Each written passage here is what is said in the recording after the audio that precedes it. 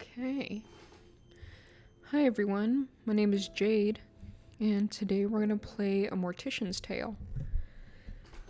So we're just gonna check options, email font size, and put large. Ooh, pink. Anyways, start new game. September 14th, 10:15 a.m. Oh, look at this isometric view. Let's read this. Okay. Welcome, Charlie. Nice to meet you. My name is Matthew. Oh, hello. Welcome to our new funeral director. My name's Matthew, and I'm mainly going to be the man who delivers the bodies to you and helps with some of the more heavy lifting. Ever hear that joke about a hearse driver? I'll tell it to you when I come by in a bit. Looking forward to working together. I hope you enjoy working here. Amy is a sweetheart, but she runs a tight ship. Nothing you can't handle, I'm sure. She wouldn't have hired you otherwise. Cheers and good luck. Okay, from Amy Rose. Oh, no, this is part of the thread. Okay, hold on. Rose and daughter's funeral home? Okay. Hello, everyone. I'd like to take this opportunity to introduce our new funeral director, Charlotte, or Charlie, as she told me she likes to be referred to. And I believe that's me. Oh, can I also... Oh, okay.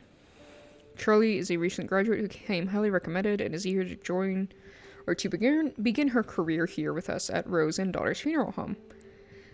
Please take the time to make Charlie feel at home within our little family. We'll have a nice catered lunch this afternoon so we can all get to know each other a little better as well. And this is the same day earlier in the day.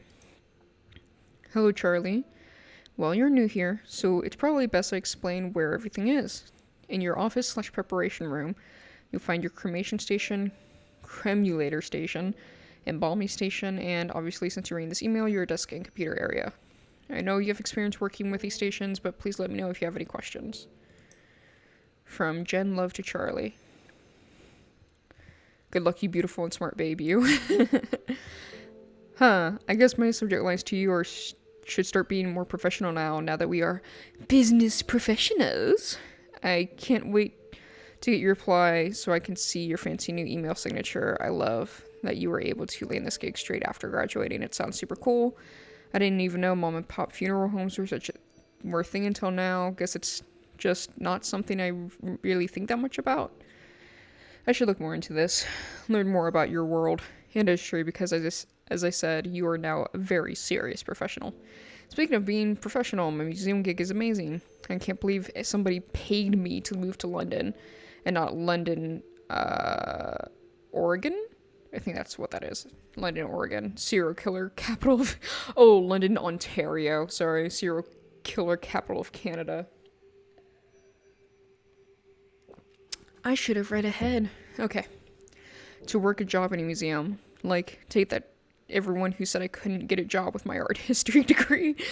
I'll tell you more about it when we Skype. My stories require to see you face to face so that you hear my excellent British accent impersonation. Also, I signed you up for our funerals monthly newsletter. Consider it your graduation gift / I love you / am super proud of you gift. Love you, Jen. Museum curator, London Pathology Museum. Okay, and I can't reply to these. Today's tasks. Oh, with an auto message. Hello, Charlie. Hope you get settled in today. Okay, so far. Matthew should have dropped off your first body for you to work on. He said you were really friendly and that he's glad to have someone young and lively to work with. You'll get used to his sense of humor. Your first body is Miss Garcia, an elderly woman who died suddenly of a heart attack. The family has asked for a closed casket funeral, so no embalming or body preparation is necessary. The family seems a little more united than previous families we've dealt with. Strange how grief affects people differently. Perhaps having more time to say goodbye makes things a bit easier if that's possible. That being said, although you will not be embalming Mrs. Garcia, I do think it's important to take the time to clean her body. No one is going to see her body, but I'd like to encourage my funeral directors to do this out of respect for the deceased and their loved ones. You'll find Mrs. Garcia in the prep room. Oh. Okay. From Mia Garcia. Oh, okay. So this is the family. Dear Amy, we're happy to be with Rose and daughters for my mother's funeral. We understand that these are usually procedures that must be followed in these situations, but if you could kindly not embalm my mother, that would be greatly appreciated. We will not proceed with a closed casket for the service. And we will proceed with a closed casket for the service. I just know she wouldn't have wanted her death to have any negative impact on the environment, and she fought so hard to beat her heart disease and live healthily. It would be a shame to have her final moments to counter the way she lived. Thank you for anything you can do to help us in this matter. Special request for my mother's funeral. Okay. Of course, we will have a oblige, no request for embalming, and for a closed casket. I'm sure. Okay.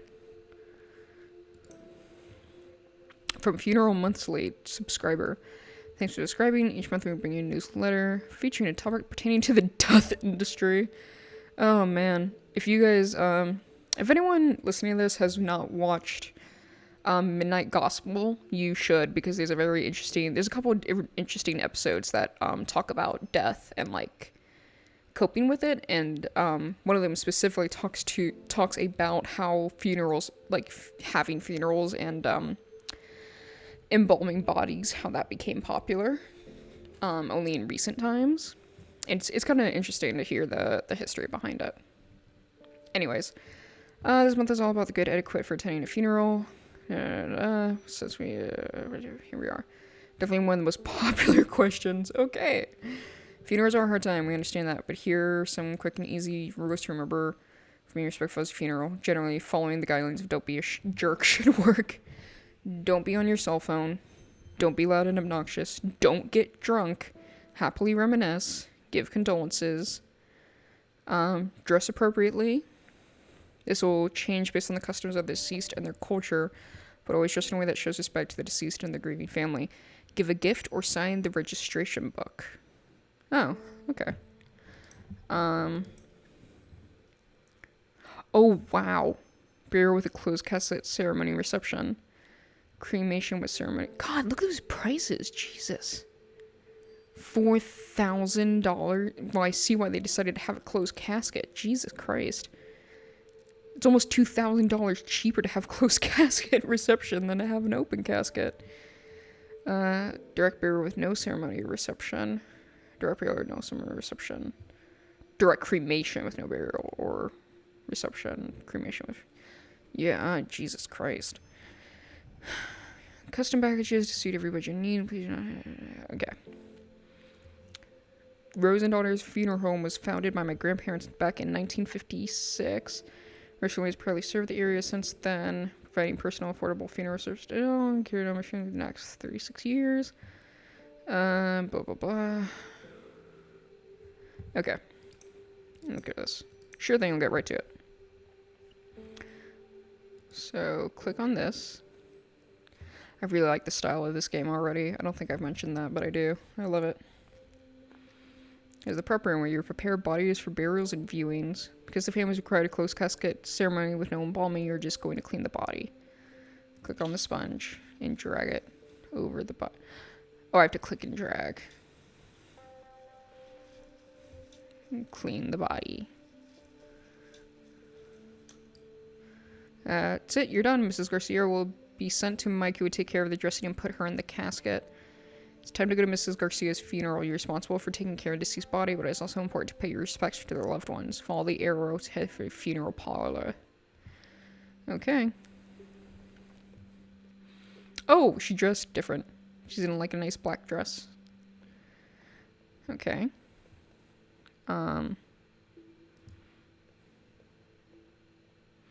She would have hated these paintings. She was so particular. Yeah, at least she doesn't have to see them, I guess. That's... yeah, I guess.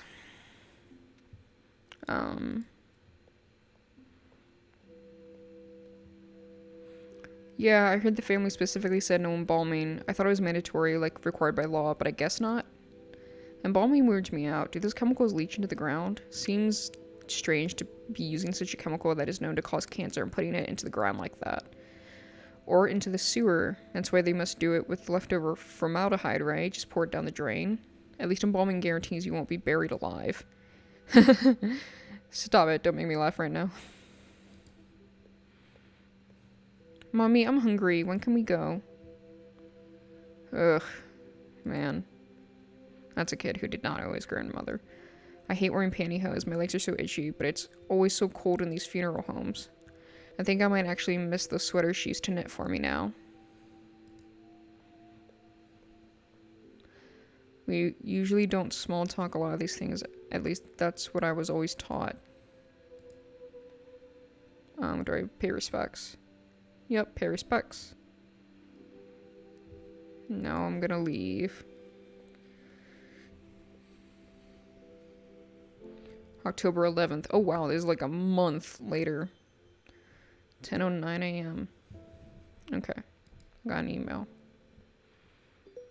Come on, I got an email.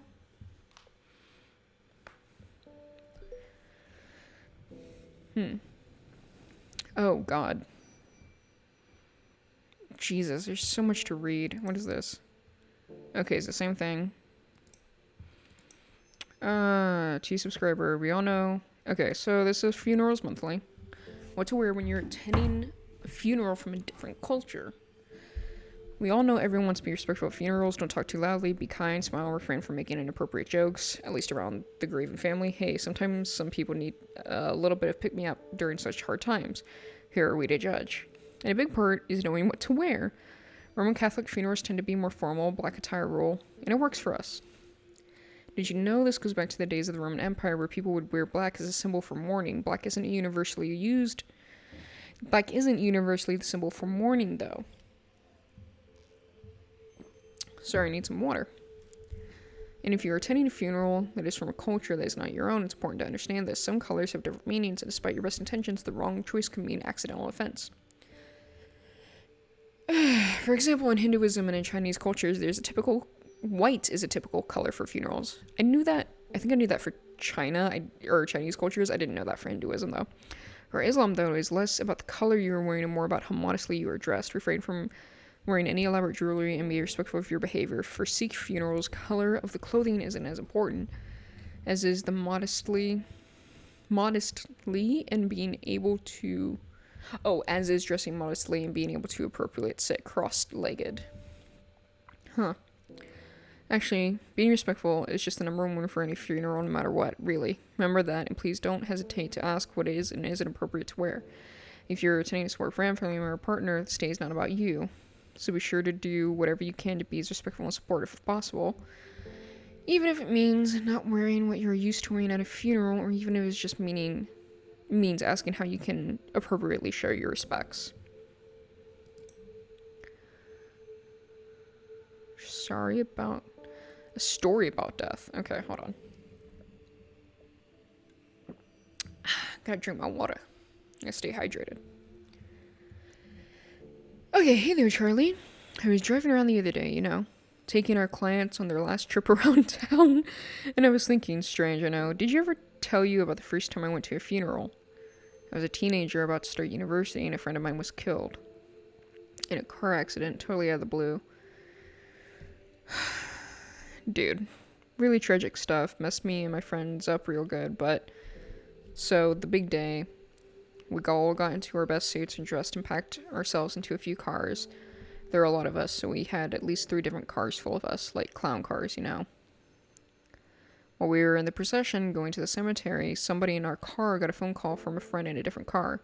Turns out some asshat driver who didn't know how to not get in the way of a procession drove through the intersection and smashed right into our friend's car. Nobody was hurt, thank God, but can you imagine getting that call? Yikes. Anyways, one of my friends was in the same car as me, and the one who got the call hung up and started laughing, just laughing her ass off in that way that makes you not sure if they're really just crying or if they've gone fully off the deep end. And she laughed, and then we all started giggling because, no figure. Go figure. Life is messed up sometimes, There's no moral, no point to that story, I guess.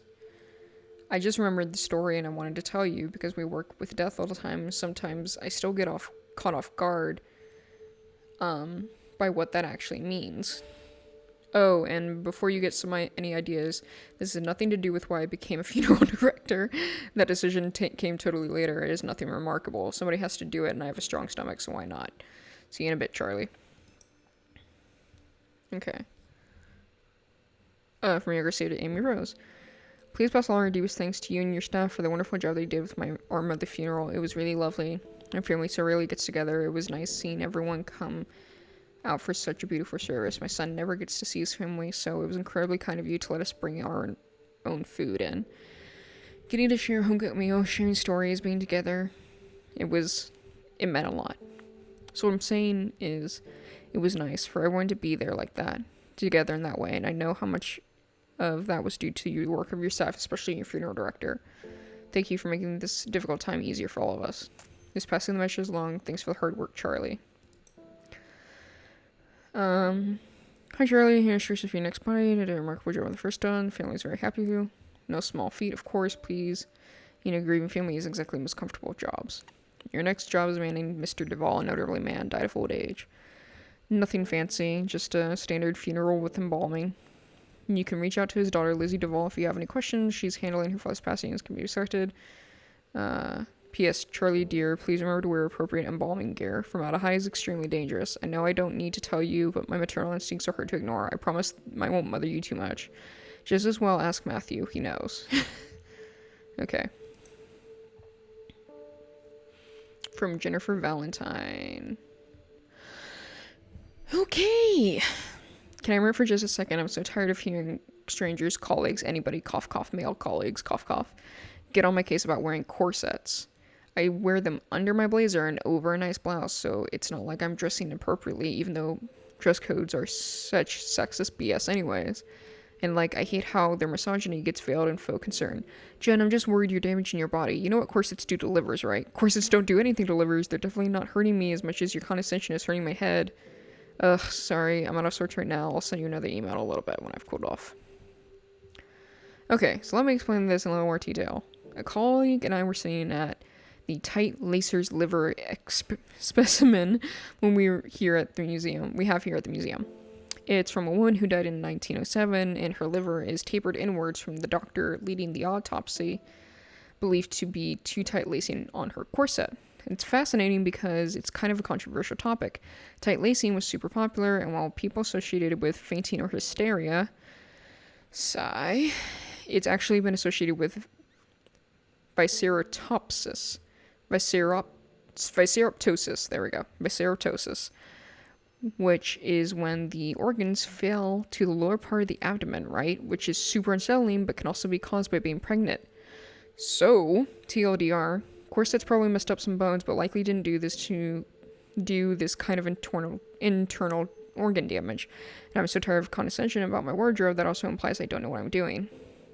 These are things that I specifically research, and yet I'm treated like I know nothing about. I know nothing about it. I'm having a great day, Charlie. Ugh, poor Jen. Okay, let's do the next one.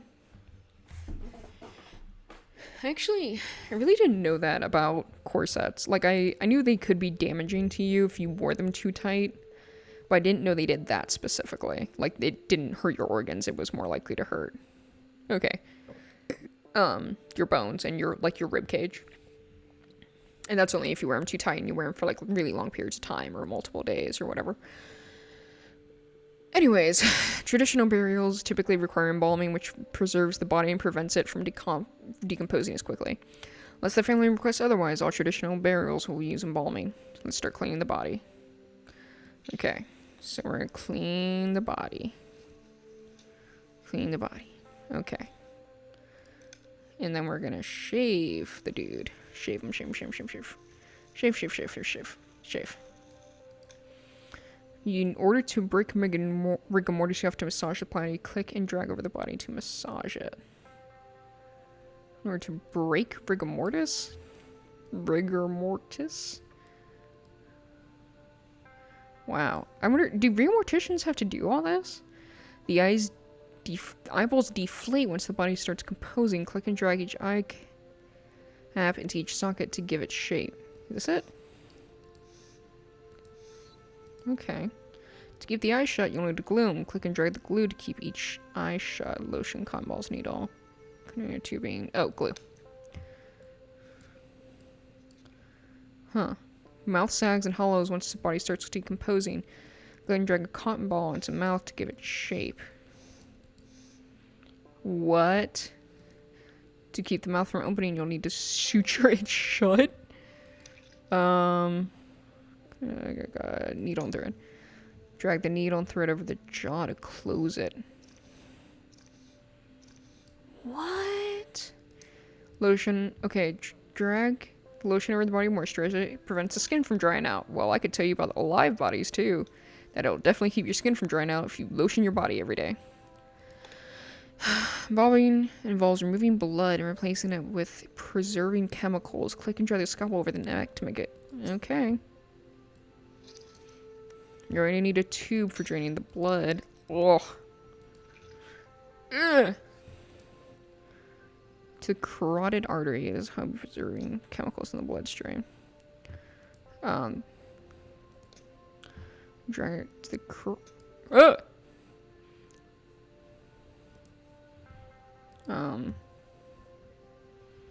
grab some additional trim and drag it to the cannula. Wait. Okay. Click the embalming machine to turn it on. In order to even shift, okay. Massage them through the body. Gotta massage the chemicals through the body to preserve it.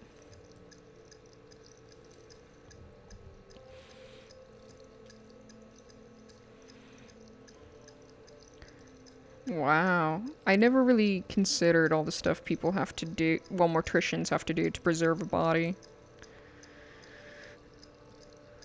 Whew. I wonder how accurate this is to, like, real mortician work.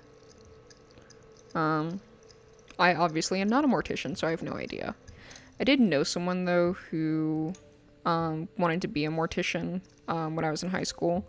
I always thought, drain the organs every remove fluids, click the trocar, and then click this? Huh! Huh. Huh. Oh, okay, so you have to keep doing it until the red X goes away. I see. And you're done. Mike will take care of Mr. Duvall's makeup as well as dressing and putting in the casket. Time to attend the funeral. What was I talking about? Oh yeah, I knew someone in high school who wanted to be a mortician, and I think maybe her parents were morticians, or maybe she was just like, I find it fascinating and I want to do it. And you know what? If you got the stomach for it, go ahead, because dead people are not going to be in short supply anytime soon. Mainly, that sounds really morbid. I mean, just that, you know, people are never going to stop dying. It's the way life is. Everybody's gotten into it. Came out of nowhere. I mean, it always sort of does, doesn't it? Yeah, one minute you're laughing, having fun, then the next, poof, that person is just gone. Like, just gone. Yeah, it's hard to think about for too long. Like staring at the sun. You start to feel dizzy. I start to feel fuzzy when I think about it. So weird how our bodies just stop working like that. Yeah. This